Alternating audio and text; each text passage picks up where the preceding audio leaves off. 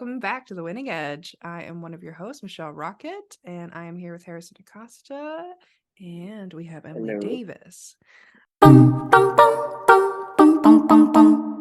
If you think that your set is done and ready by this point, probably isn't. Week 2, week 3. Yeah. No. Rarely done. Never done. It's not going to be done by semifinals. It's not going to be done. Perfecting and polishing till the day of is usually pretty common. So let's start with sort of the most common set arc that we have seen over the years, which is usually like 3-ish songs, and it starts with an up tempo, there's a ballad in the middle, and then it ends with an up tempo. Thoughts on this? The formula Respond. works. Yeah, I think definitely the works. formula is great. I think this is where, for me, clichés kind of come into play. I think it's important to be aware of like clichés. Like if you're doing the set that everyone is aware of, opener, ballad, closer, there are just expectations with that you want to like be aware of. But I think the formula works for good reason. But that being said, please experiment. Yeah, I'd agree. It definitely works, but don't be afraid to go out the box a little bit. Yeah, one year my old group did the ballad at the end, and it worked. It was all right. It's pretty good. Nice big chord ending. It was nice, cool. But yeah, the classic ballad in the middle. You can sell that. Yeah, I Yeah. think having the ballad in the middle is beneficial if it is like energy comes down. But I think Yeah. there definitely exceptions. Like even last year, the champions of ICCA, Pitchman, they ended with the ballad, and that was nice because so much of their set was really entertaining. It was really elevated fun. It was a lot of choreography. So to be able to kind of bring the set down for the audience to connect to them made for a more compelling set arc because of that. So they have a really great relationship with their audience, and I think they have generally like every year, and I think that's something to know in like every show, but especially at like the ICCA, know your audience. It's a little bit more general, a little bit more music fans rather than just a cappella people or just music majors. Just keep in mind who you're singing to. One other point though on the formulas, I think maybe something to like just a small thing to touch on is like why the formula works, because I think a lot of groups are probably just like regurgitating the opener, ballad, closer, but the ballad gives you like moments to digest the opener. Your opener is probably something that's like really heavy, hard hitting, really memorable, really pulls in attention, and similarly your closer is something that you don't want to be forgettable. You definitely don't want to be forgettable at a competition. So I think being aware of those points might allow you to find some ways to kind of change or break the formula to benefit you and the songs that you're doing. If that makes sense. And having the ballad in the middle as well often allows you to like breathe a bit more, if that makes sense. If you've got an energetic song like either side, or like a powerful song either side, there's arcs within arcs. So there's an arc within a song, and then your overall arc of the 10 minutes. So consider how much time you have. God forbid semifinals where only one group advances. God forbid you get first and you're overtime by 10 seconds. Awful. Any show, really, ICCA and SoJam, any Casa show, just look up those look up the guidelines and make sure that you are within those technical guidelines. Are you going to like have a seamless transition between each song? Are you going to break it up, collect your flowers between each song? I personally think you could do either, but I think it's important to make a conscious decision to do one or the other because they have different effects on your set. Like if you just, I'll leave it at that. I mean, there's no point doing a transition just to do a transition. I think you look cool doing a transition. If it doesn't make sense to do one, then like like take the time for a break just to kind of compose yourself. But they can also be really effective as well. Yeah, I think I find myself as an audience member or as a judge sometimes wishing that the group gave me an opportunity to release energy, like through clapping or through whatever it is. I think it can be used as a way to connect to your audience because 10 minutes is a long time to sit without, like interaction or without engagement. Just do it very intentionally. Yeah. I think we want as audience members to be with you on the journey and with Okay. you throughout the 10 minutes. While we're here, I'm curious, thoughts on playing the pitch pipe, Oh. like between sets. Between I sets. don't mind. I'm totally cool with I mind when you sit there and you play the whole chord. No one needs that. Do y'all do pitches between songs or just pre-show?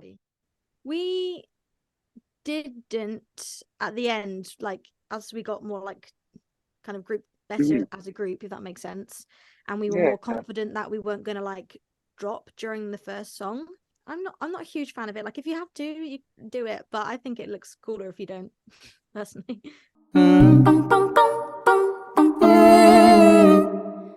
Song selection.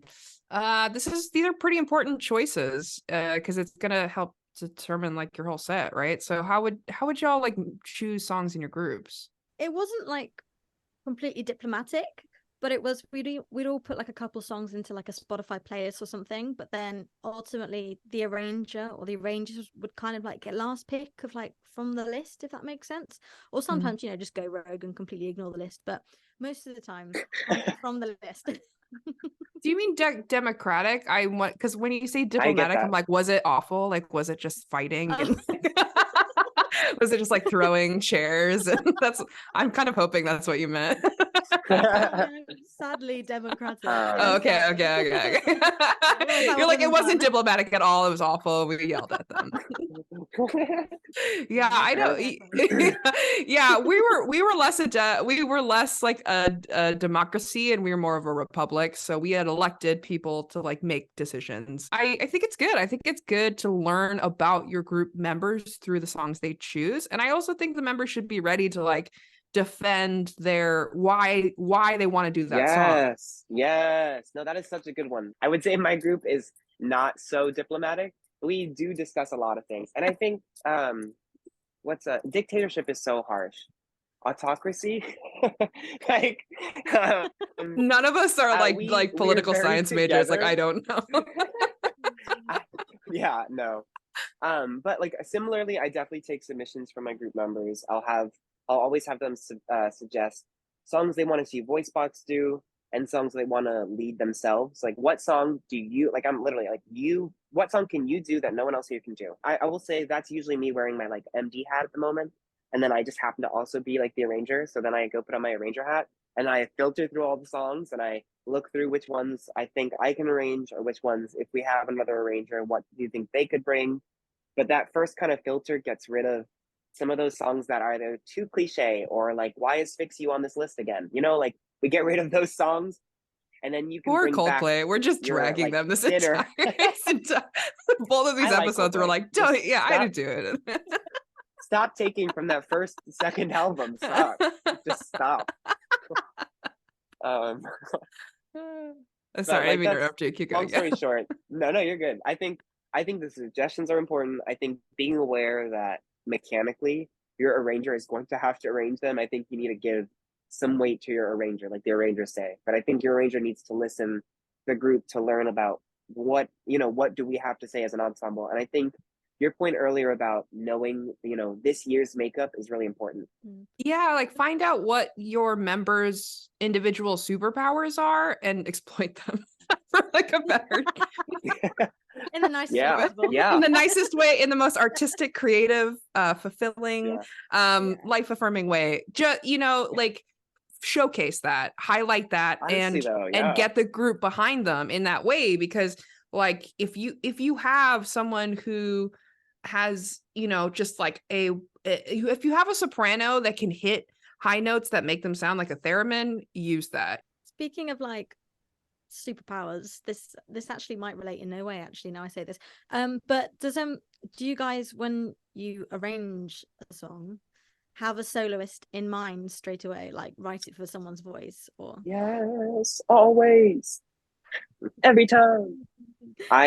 We choose our soloist before we choose songs, before we arrange songs. And we have kind of always done that. The only exception is when a song returns for the following year. Part of the reason, there are a couple of reasons that we do it this way, but one of them is I was in a group previously to VoiceBox where I found we had the situation where we had the same soloist on every song, or we would often have the same 2 or 3 star soloist on every song, and like that's very common.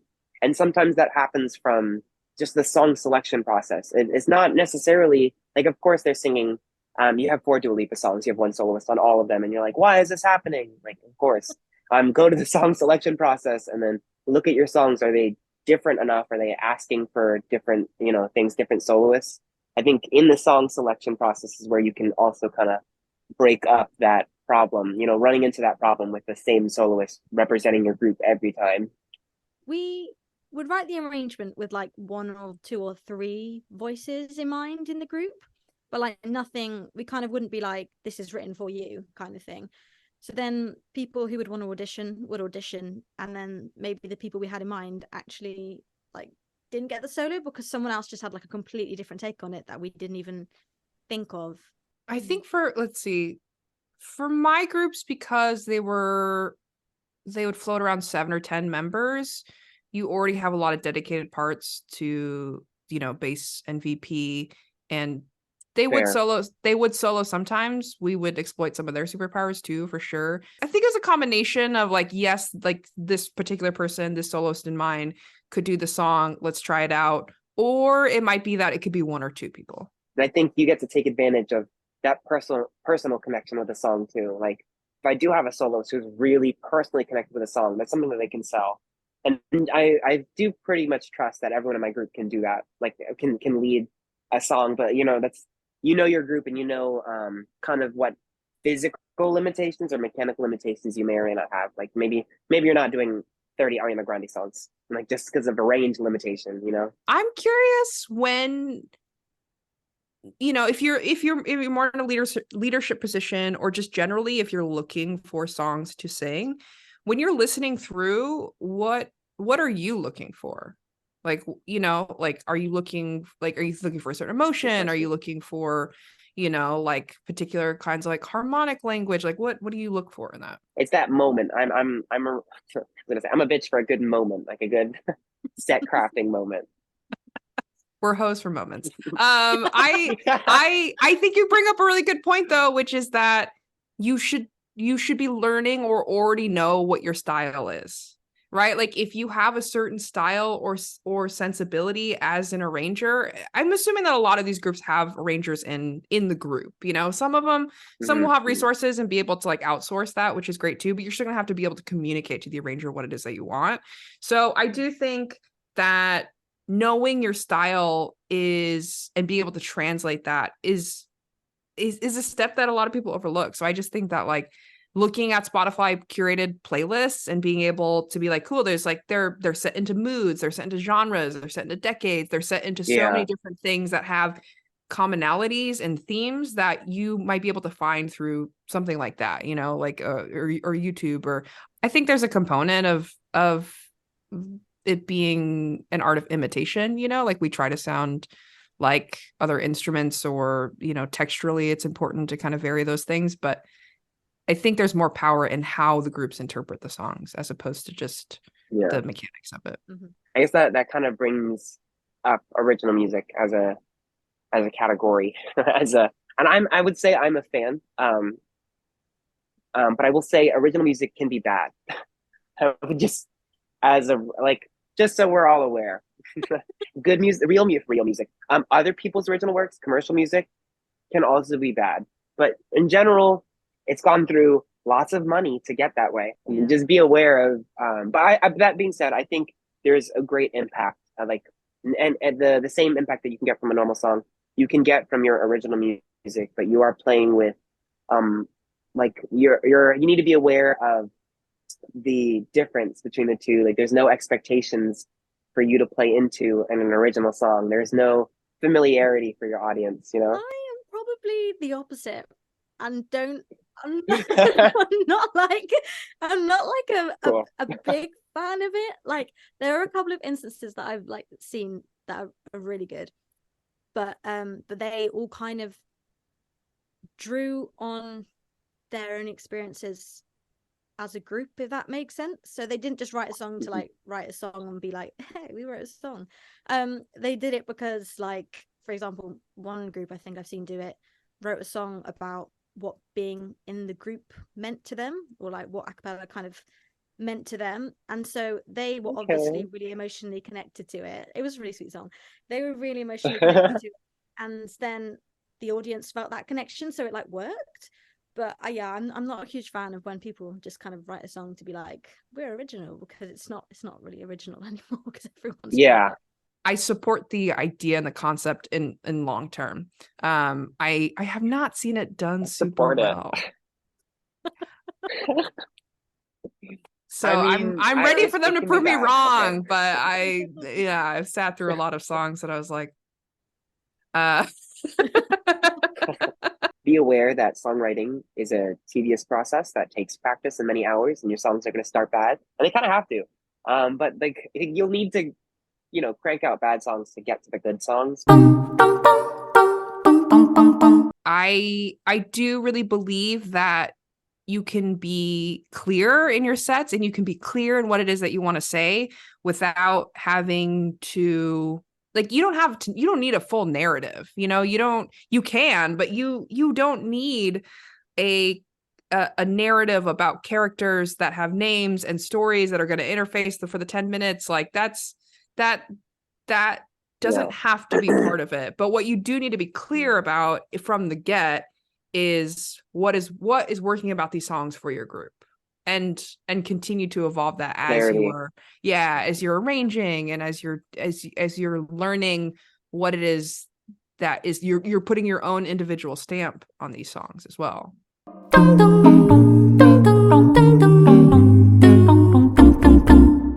The thing with cliches for me is that if you're going to do them, just do them well. Yeah. And then I'm like really easy to please. I'm like, great. Yeah, sure. Yeah, there's nothing worse than a cliche than that. Yeah, I mean that's truly the danger. But like you need to be aware of them so that you can also like avoid them.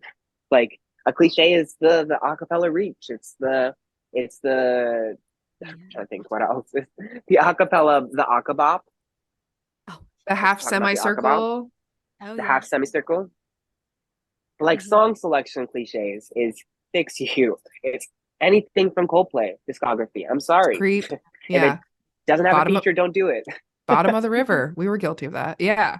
Yeah. Well, y'all ate that one. I mean, a lot of groups ate that one. I'm not gonna lie, but still, stop.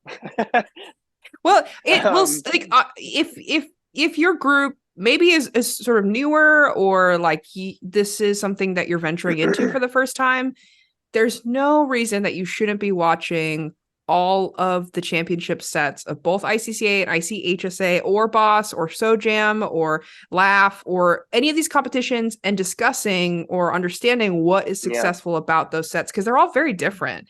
There's no one singular standard for what a cappella groups, have, except for I think a clear identity. So, watch those sets, like figure, like that will do you some good, and do your research so that you have that sort of self-awareness, right? Like of what modern a cappella is doing these days. 2012 pit stop set, the jukebox set, which ran through a bunch of songs and like kind of expertly crafted. It was very clear what was happening, why it was happening. It was very cool.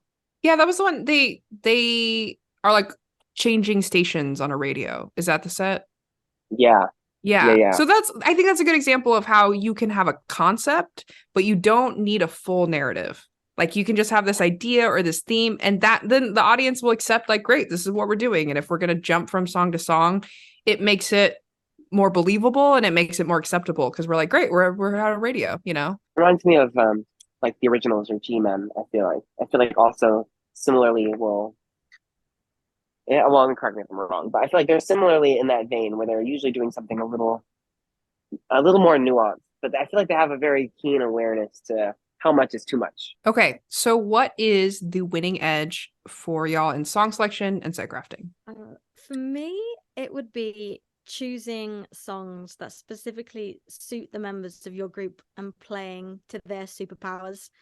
I would say it's like preserving the group's relationship with each of your songs, like full season. Like I think making sure that your songs don't get worked into the ground. Like preserving the energy when you're rehearsing your songs will keep it staying fresh on stage every time. Mine is make it memorable. I often tell groups every moment that I've seen before in any competition or any set, as soon as I see it again, as soon as I see another group do it, I immediately forget it.